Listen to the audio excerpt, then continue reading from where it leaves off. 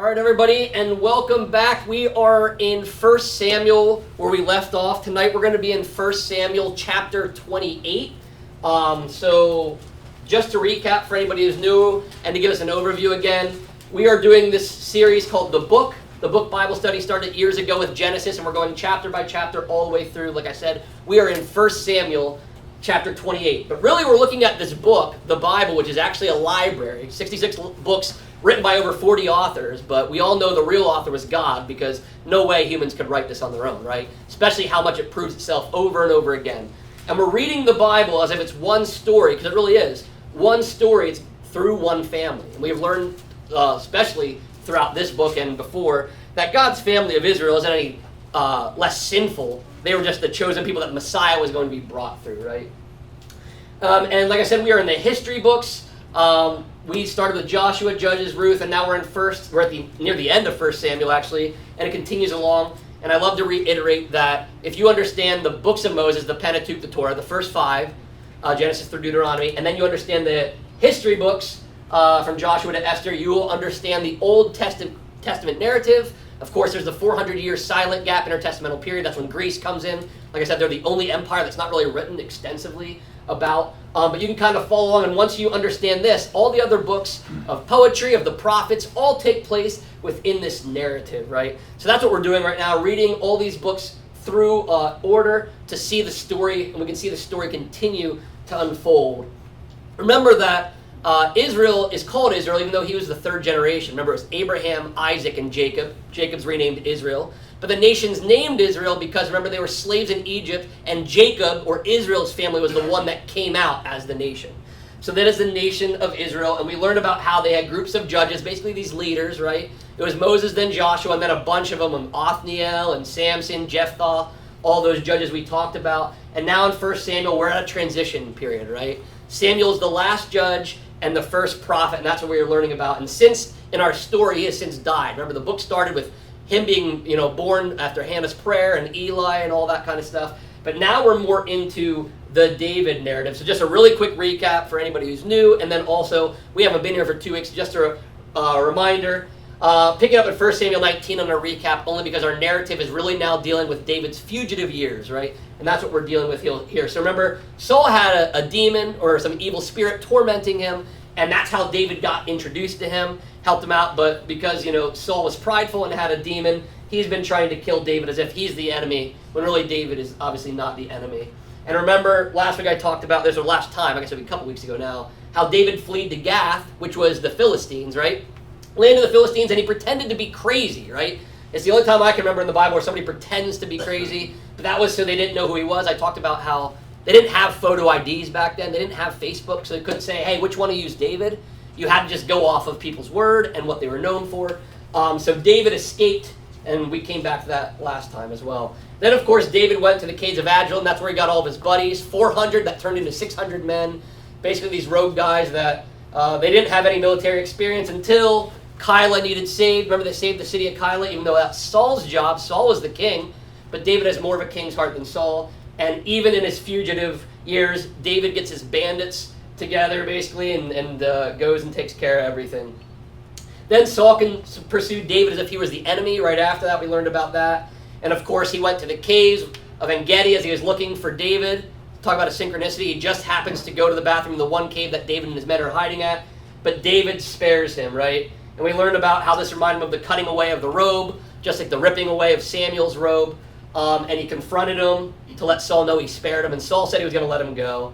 Then we had that little story about David and Nabal, while his men, were out there protecting his guys, Nabal's people. And Nabal didn't want to pay him the money. David was going to kill him until Abigail, stepped in. I said that was, the gospel right there in action.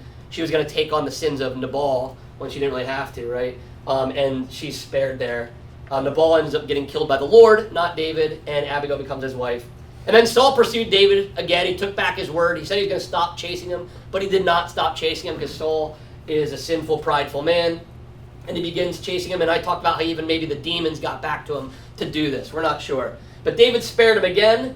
Remember I said this is very similar to the tent peg of Jael. Could have driven it right through his head. He could have let his guy do that, but he didn't. He stopped him again. He said, nope, we're not going to do that. And David then, this time, instead of being close, deals with Saul a little bit differently, yells from afar rather than being up close, right? And he was on the other side, so his guys were behind if they had to attack, because he doesn't trust Saul anymore. Not that he trusted him to begin with, but now he really doesn't trust Saul, and he spared him twice. And then the last time we were here, the last Bible study we did was 1 Samuel 27, and this is where David fled to Achish, who was the king of the Philistines. And remember, the Philistines are the group of people where Goliath came from, right? And that's what David's really known for by a lot of people that might not even know the Bible. They know David killed Goliath, this Philistine. Well, now you have David, like I said, maybe one of his worst chapters ever for David.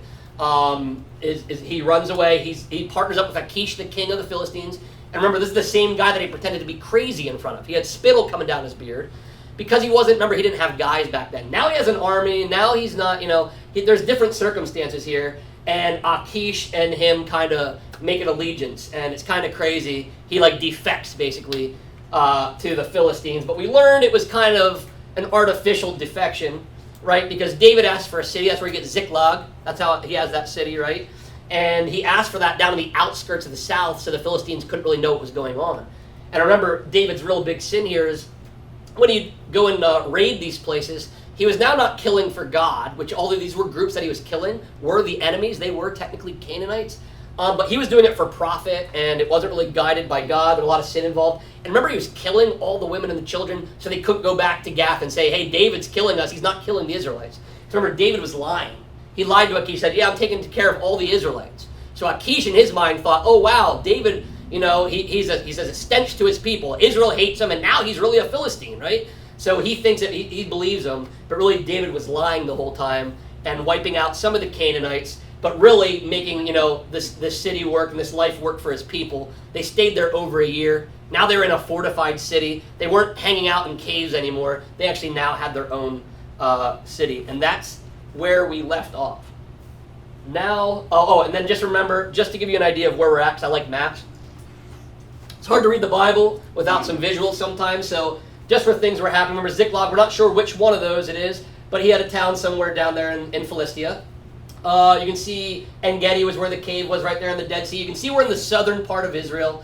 Gath is in the north part of this picture. That's still very much south in the country there. So you can see where all that went, or that happened. The ball was from Carmel, right? Ziph and Maon was the wilderness they were running and hiding from Saul and Gedi. And then Adullam and Keilah, remember, he defended the city. So you can see it was all happening actually down in southern Israel, and then even in the southwest, that was Philistia, where the Philistines were living. And now today's story, I don't know if I think I put a map up at the end, I can't remember. But today's story, it's going to be partaking more up north. It actually wouldn't even be on this map, where we're about to go in 1 Samuel 28. So without further ado, what we do here is we're going to go ahead and read the entire chapter, verse by verse, and then we're going to go back and break it down into sections. So you guys can turn to 1 Samuel chapter 28. 1 Samuel chapter 28, and we got 25 verses tonight. All right. It says, in those days, the Philistines gathered their forces for war to fight against Israel. And Achish said to David, understand that you and your men are to go out with me in the army. David said to Achish, very well, you should know what your servant can do. And Achish said to David, very well, I will make you my bodyguard for life. Now Samuel had died, and all Israel had mourned for him and buried him in Ramah, his own city. And Saul had put the mediums and the necromancers out of the land. The Philistines assembled and came and encamped at Shunem. And Saul gathered all Israel, and they encamped at Gilboa. When Saul saw the army of the Philistines, he was afraid, and his heart trembled greatly. And when Saul inquired of the Lord did not answer him, either by dreams, or by Urim, or by prophets. Then Saul said to his servants, seek out for me a woman who is a medium, that I may go to her and inquire of her. And his servant said to him, behold, there is a medium at Endor. So Saul disguised himself and put on other garments and went, he and 2 men with him. And they came to the woman by night. And he said, divine for me by a spirit, and bring up for me whomever I shall name to you. The woman said to him, surely you know what Saul has done, how he has cut off the mediums and the necromancers from the land. Why then are you laying a trap for my life to bring about my death? But Saul swore to her by the Lord, as the Lord lives, no punishment shall come upon you for this thing. Then the woman said, whom shall I bring up for you? He said, Bring up Samuel for me." When the woman saw Samuel, she cried out with a loud voice. And the woman said to Saul, "Why have you deceived me? You are Saul." The king said to her, "Do not be afraid. What do you see?" And the woman said to Saul, "I see a god coming up out of the earth." He said to her, "What is his appearance?" And she said, "An old man is coming up, and he is wrapped in a robe." And Saul knew that it was Samuel, and he bowed with his face to the ground and paid homage. Then Samuel said to Saul, "Why have you disturbed me by bringing me up?"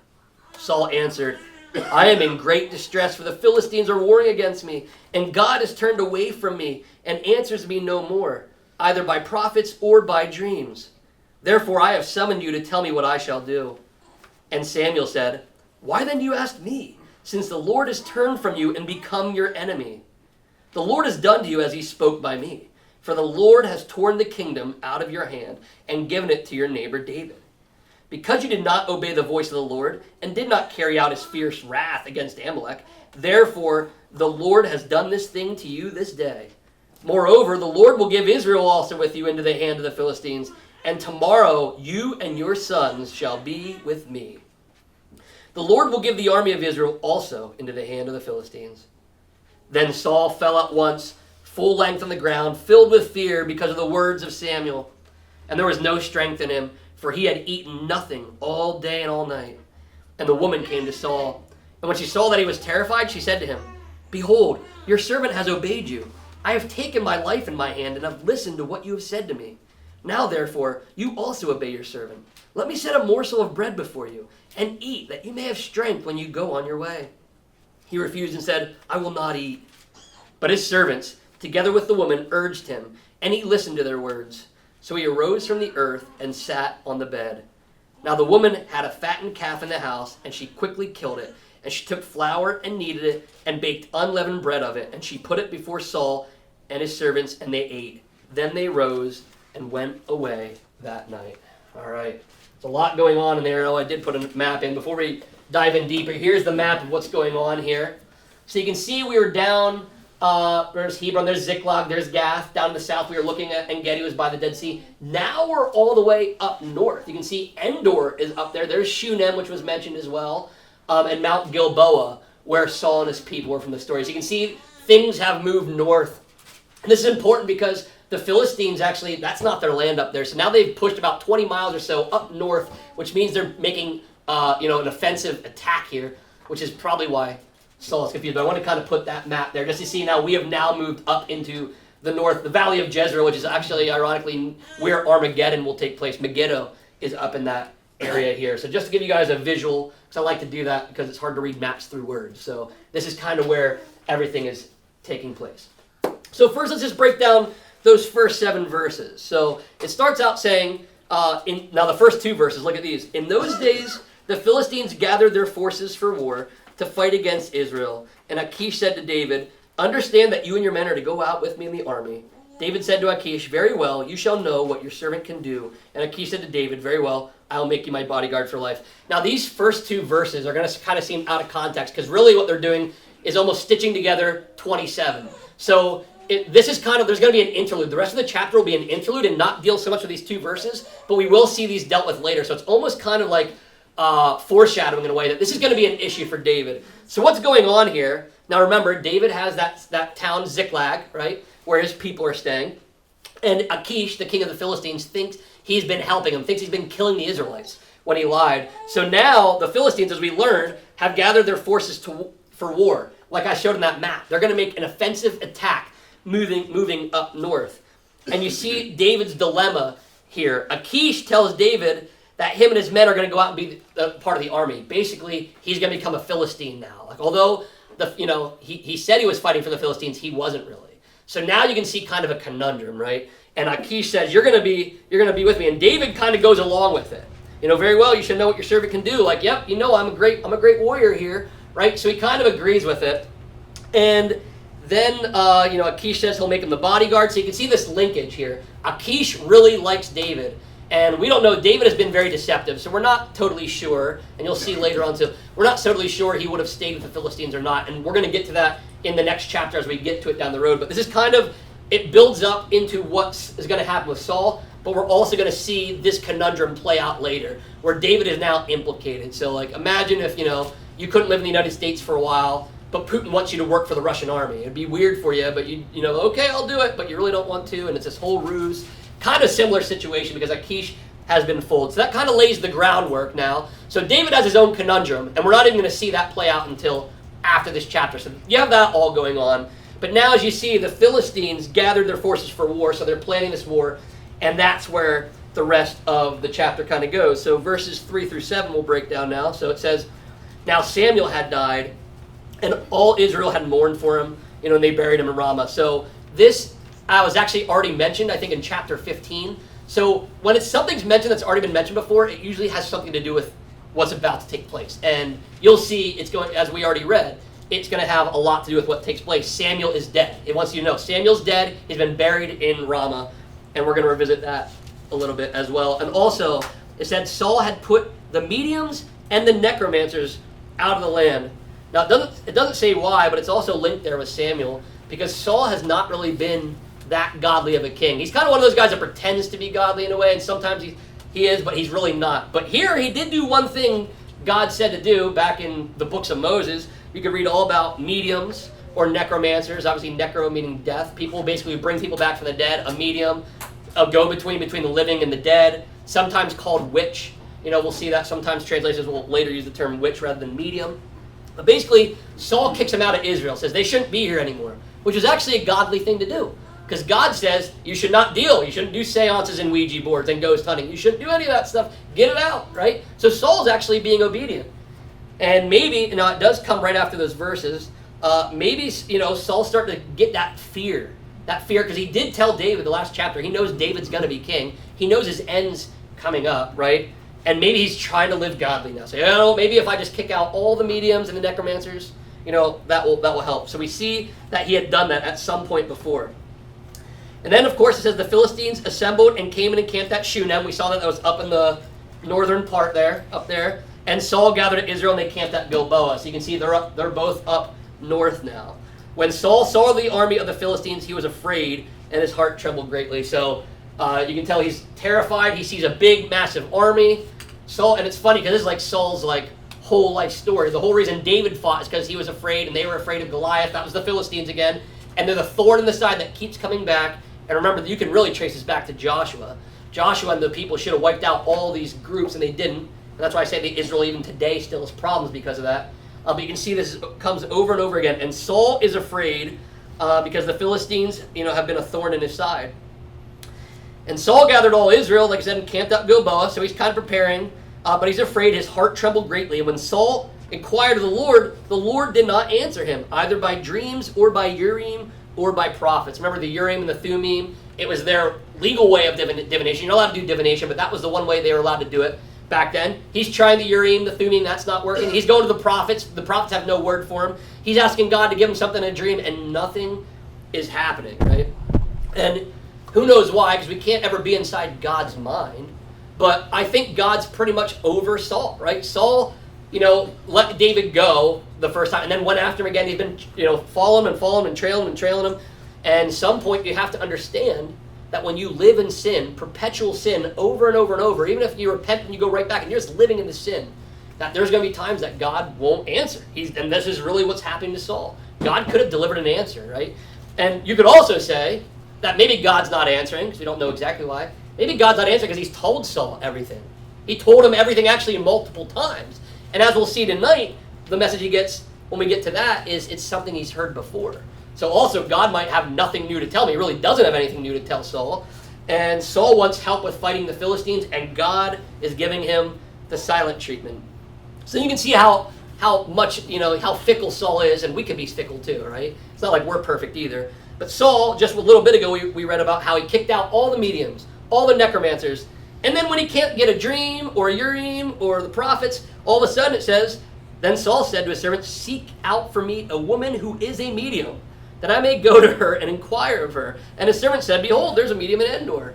So isn't that crazy? It kind of reminds me of the people that say, I'm done with alcohol, I'm done with beer, I'm done with all this stuff, and they get it out, and it's out of the house, and they say, hey, somebody go get me a beer, I need a beer right now. It's like, You just got you eradicated. I thought you were being holy and getting this out of your life, right? Same thing.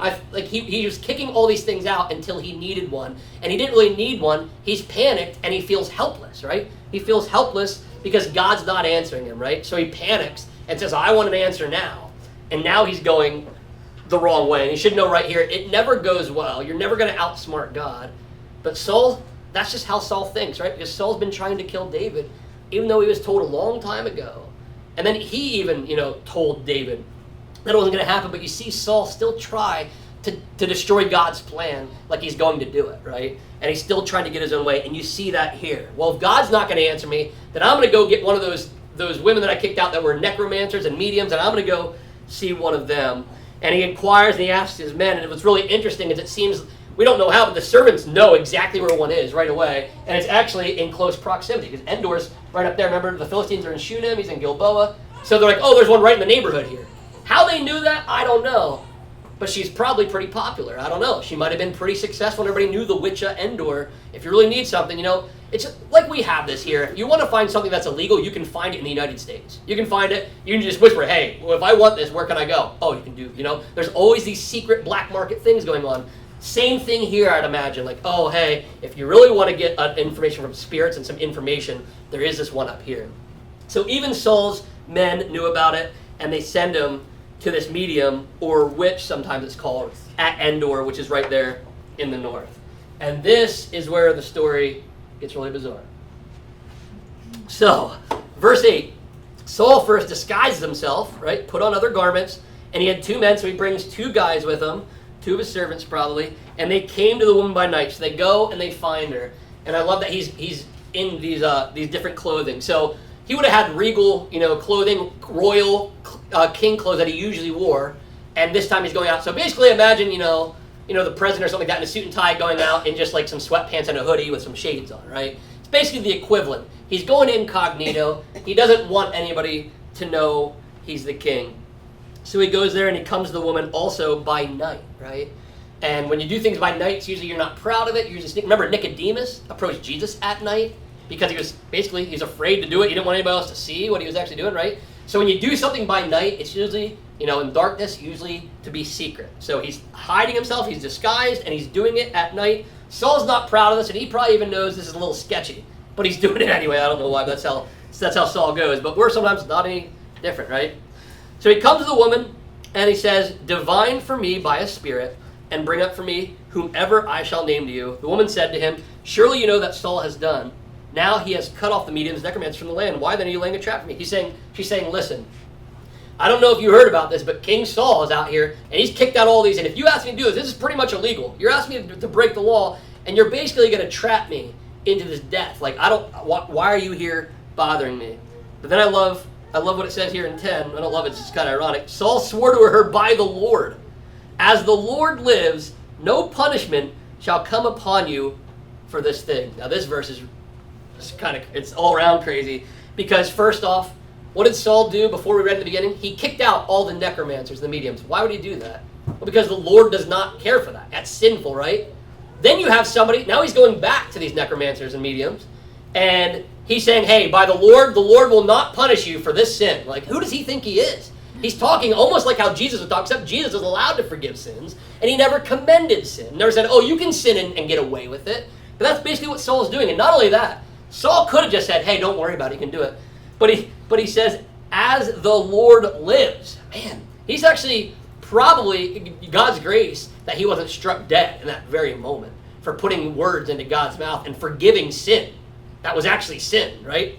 And saying, oh no, go ahead and sin. Go ahead and do it and God will forgive you. So you can see how, flippant and messed up Saul is as a king. Verse 11, then the woman said, whom shall I bring up for you? He said, bring up Samuel for me. Then when the woman saw Samuel, she cried out with a loud voice.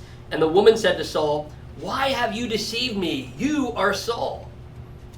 So we'll stop right there. So why have you deceived me? For you are Saul. So he asked, hey, bring Samuel up. So she does her thing. And when the woman saw him, she cries out with a loud voice and says, you deceived me. You are Saul. Which is really interesting. So before she didn't know that, right? She's like, hey, haven't you heard about King Saul? And now all of a sudden he says, hey, bring up Samuel. She calls for Samuel, and he brings And Samuel comes out. She says, why have you deceived me? You are Saul. So now she thinks you're trying to kill me. Basically, like, this is a government sting. Like, oh, they set up a sting on me. They're going to try to kill me. This is all a plan. And so she asks him, and what does it say here? Why did you see me? The king said to her, do not be afraid. What do you see? So he's like, hey, don't worry about that. Shut up. I know, I'm not going to kill you. Just keep telling me more. What's going on? What's happening here? And the woman said to Saul, I see a God coming up out of the earth. He said to her, what is his appearance? And she said, an old man is coming up, and he is wrapped in a robe. And Saul knew that it was Samuel. And he bowed with his face to the ground and paid homage. So what's really interesting, the language here. Now, some people get really wrapped up in this. And they'll say, she said, I saw a God, and Samuel's not a God. And even the term Elohim, that's plural. Like, what is she talking about? Some people will say that she saw a demon. But I don't think so, because a demon isn't going to really give godly information. What you see later is godly stuff. I think she used the term God because she's a pagan, right? And she doesn't speak Christianese. She doesn't speak the language, right? Just like some other person might say something like that. Or like, oh, you're a God for knowing that. It's like, oh, no. That's not what you said. That's not the appropriate terminology, right? You're a messenger or something like that.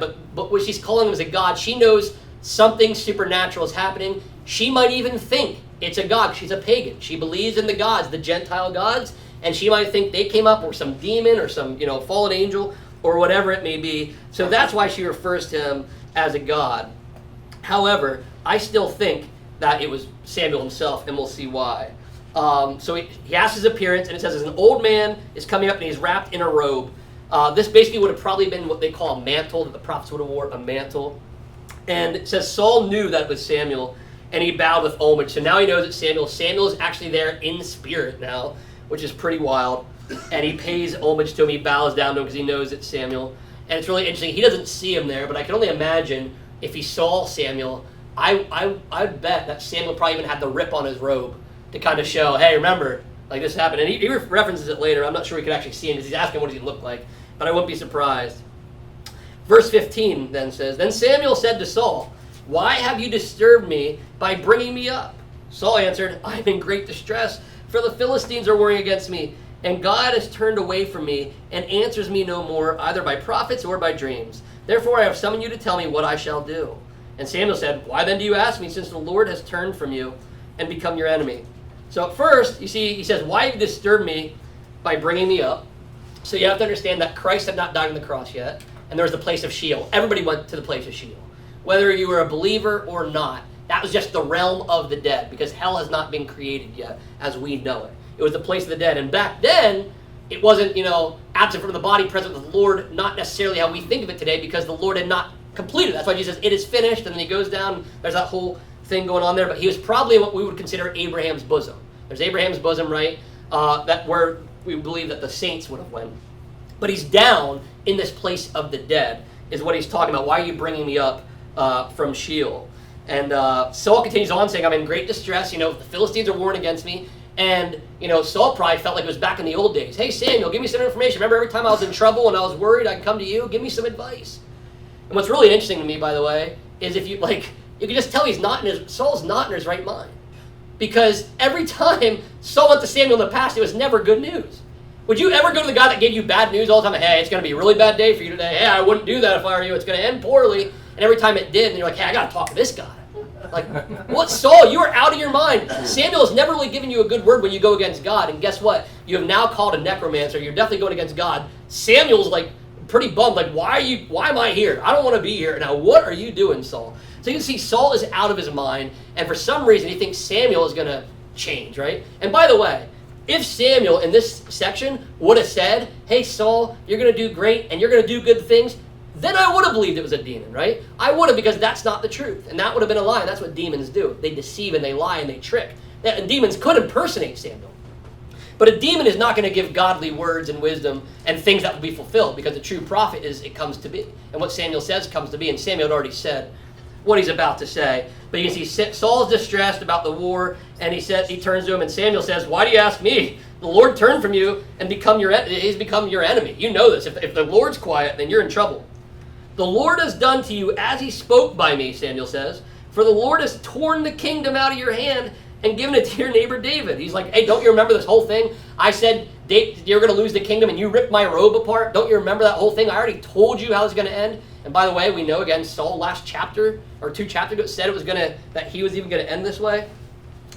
So he says, give it to your neighbor David. So now he mentions David. It's going to David. Because you did not obey the voice of the Lord and did not carry out his fierce wrath against Amalek, therefore the Lord has done this thing to you this day. Moreover, the Lord will give Israel also with you into the hand of the Philistines, and tomorrow you and your sons shall be with me. The Lord will give the army of Israel into the hand of the Philistines. So right here he goes, we now know, which we already knew anyway, but we now know why Saul has been stripped of this, because he didn't fall. Now, there's a lot of things, right? There's a lot of things he did wrong, but the one that he really gets pinned, the sin he really gets pinned for, is he's supposed to wipe out the Amalekites. And remember, he left King Agag there and some of the nice things for himself. He kept some things for himself, so he was disobedient. He did not take directives very well. He got a directive from God through Samuel and did not take it seriously, right? So that's the one pinned upon, but he did all kinds of stuff. He offered a sacrifice when he shouldn't have. And Saul, as you can see, he's been doing a lot of things, but it is pinned here that he did not take care of Amalek. And later on, in the end of the book, the Amalekites will come into play. We'll see more of that there. But another thing he says here, moreover, the Lord will give Israel also with you in the hands of the Philistines. So, again, we have to remember that our sins affect other people. Now, not always, right? Not all, your thought sins don't always affect other people. They can. But we know, like I talk about this a lot. If a woman drinks alcohol or does drugs when she's pregnant, that child didn't choose to do any of that stuff, but they will be negatively affected by that sin. Like, that's just a fact. That's just one example. We know all kinds of stuff, right? That, kids are being, stupid, throwing rocks out in the highway and now it actually hits a driver and kills somebody. Those things happen. Sins have retributions for people outside of you. So that's one other thing why you shouldn't sin. Not only is it an offense against God, but it can also affect the people around you. And now we're seeing Samuel saying, hey, by the way, because of what you did, Israel is going to die. Israel's going to be captured and they're going to lose the war because you sinned, Saul. And maybe if you would have been godly, Saul, they'd still be alive and everything would be fine. But because of that, your whole army is going down, is basically what he's saying. Then even worse, says, tomorrow, this must have been the worst message of all, you and your sons shall be with me, right? Now, by the way, this is reminiscent of, remember the beginning of 1 Samuel? Eli and Samuel both had 2 sons. And Samuel did a little bit better. There's Eli and Samuel's sons both went rogue, which one teaches us it doesn't matter sometimes if you do right or wrong. People are just going to go their own way. But Eli's problem, compared to Samuel, just like Saul and David are different, Eli refused to rebuke his sons, and because of that, his 2 sons were killed, along with Eli. And he fell off the back, broke his neck. Remember, after they let the ark be stolen by, guess who? The Philistines, by the way.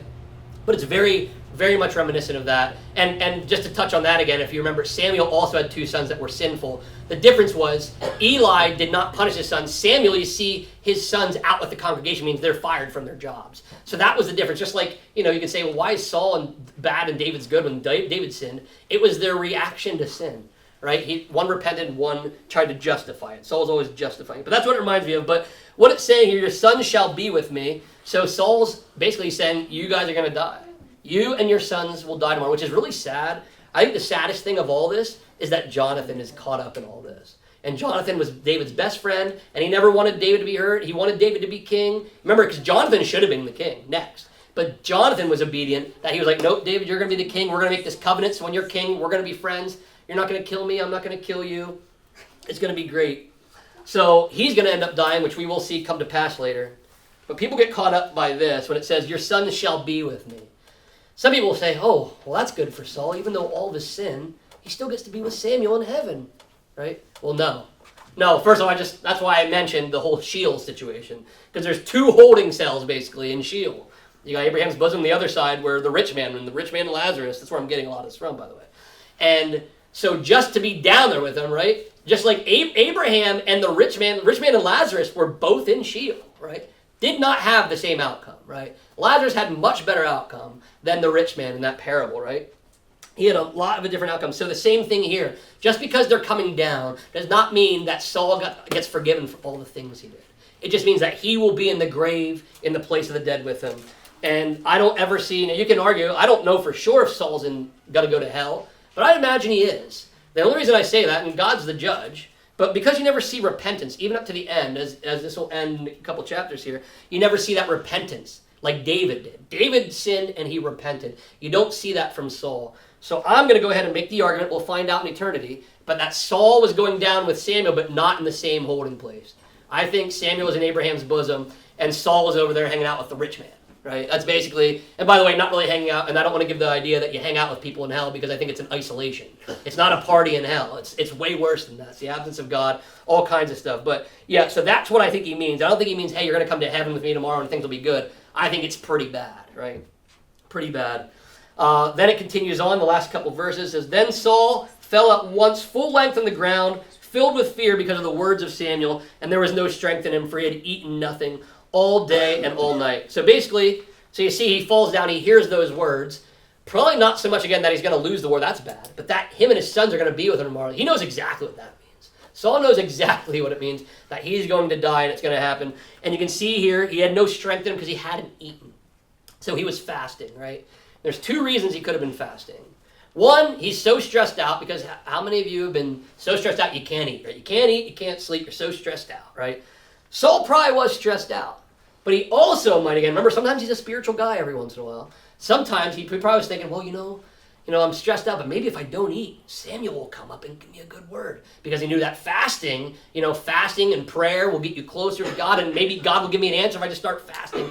So I imagine it was probably a mix. That Saul's a little nervous. He's not really hungry anyway. And while he's not hungry, he said, maybe I'll just not fast. Maybe I'll just do that. Maybe God will give me the answer I want if I just don't fast. Which, by the way, when you fast, it doesn't ever mean you're going to get a changed or positive answer out of that, right? So Saul's all kinds of messed up, like I keep saying. So it says here that the medium of Endor, the witch of Endor, and the woman came to Saul, and when she saw that he was terrified, she said to him, behold, your servant has obeyed you. I have taken my life in my hand and have listened to what you have said to me. Now, therefore, you also obey your servant. Let me set a morsel of bread before you and eat, that you may have strength when you go on your way. So, man, it's a bad day when, like, the occultist is sitting down like, hey, you don't look so good. Here, eat some food. It's like, man, when that's your console, like, you're hanging out, like, the medium's your best friend now. Like, this is really bad news for you, Saul. Things are really taking a turn. And even she feels bad for the guy. Like, oh, man, that spirit, Saul, that God just said he's going to die. Poor guy should at least have some bread. It's almost like his final meal. Like, what do you want to eat, Saul? What do you want to eat? I got some bread. I got a fattened calf. Like, what do you want for your last meal? Because she heard the same thing that he heard, right? And it says he refused and said, I will not eat. But his servants together with him, and they urged him, and he listened to their words. So he arose from the earth and sat on the bed. And basically, he gets up and sits on the bed. And the woman had a fattened calf in the house. She quickly killed it. She took flour and kneaded it and baked unleavened bread of it, which, remember, unleavened bread is quicker because you don't need to wait for it to rise, right? So it's a quick meal. She makes that with the unleavened bread.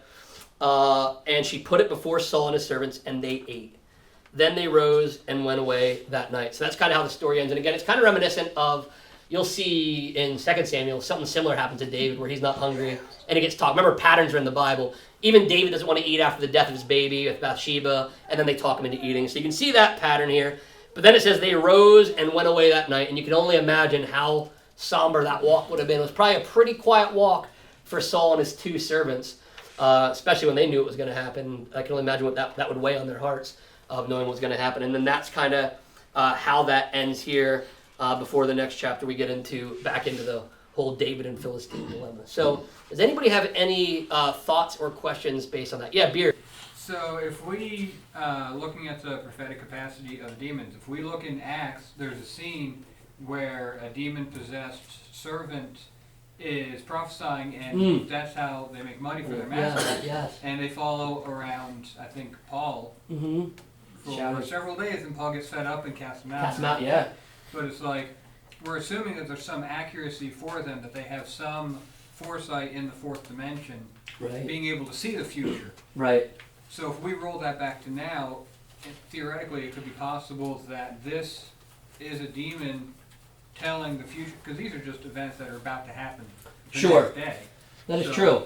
Conceivably, it is possible that it is demons. That is a good point, and there are people, like I said, there are people, really good pastors out there that'll say this is a demon because you can't bring people up from the dead, right? And once dead, always, it's appointed man wants to die, But I always say this isn't common, so like don't expect that your loved one to get brought back from the dead, right? I don't think that's what this is about, because you have Lazarus die twice, Moses is going to die twice, I think, when you get to the tribulation. So you have these exceptions to the rule. I think there's an exception to the rule. However, Beard's making a pretty good argument because, like he's saying, if they somehow, and we don't know how the spirit world works when you get to, like he's saying, the fourth dimension time. They don't know for certain all the future because then they never would have killed Jesus, right? But you do see there's some weird things that go on. Where they get their information, we don't know. Sometimes maybe God allows it because God allowed Satan to do all the things. Perhaps God allows them to see part way into the future. And there are times that they can do these kind of things. And it is a chance. What he's saying is, because it's saying godly stuff doesn't mean it wasn't a demon, because he is correct. Paul gets annoyed. Remember, he's like, shut up. And really, she's like, Jesus, Jesus is the Savior. Like, she's saying good things, but it was in a bad spirit, a bad attitude, whether it was mocking or what it might have been. So she was saying all the right things, but he knew it was demon possession right there, and it was evil. So there is a chance that, that this is a demon, popped out and said, hey, I already know the answer. I'm just going to tell him what he knows. But I think, that's very possible. I think that it would have been maybe more deceptive. But it is very, very possible. And we don't know 100% for sure. All we know is that everything came true. Yeah. I was thinking it was a demon too, because that's how it usually goes when you go to see those people and why we shouldn't do it. But the fact that she was freaked out. Yeah, she's surprised. And it was like something of light, and it seems like it's something she's not used to seeing, that maybe it wasn't a demon. That's my biggest piece of evidence for that, because she's a necromancer, or medium, and she's freaked out. Now, there's two reasons people say. So some people that are on Beard's side will counter you and I, Missy, and they'll say, well, yeah, she was freaked out because she was a fake. She was a phony, and she was making all money off people and lying to them, and now she's freaked out because there's really a spirit. But I think it's more like what you're saying. I think she was working with familiar spirits. As a medium, you probably have your set go-tos. You probably have the people you communicate with in a handful. I'd imagine that's how it works. I don't know. I know somebody who has really touched evil, not good stuff. That stuff's real. But I'd imagine if you're dealing, it's almost like, imagine, you're at work and you have your friend, your couple coworkers that you always work with, and then one day this other person walks in and you're like, whoa, who are you? Like, I've never talked with you. I've never seen you in here before, right? Very similar thing. And she knows right away that it's Saul.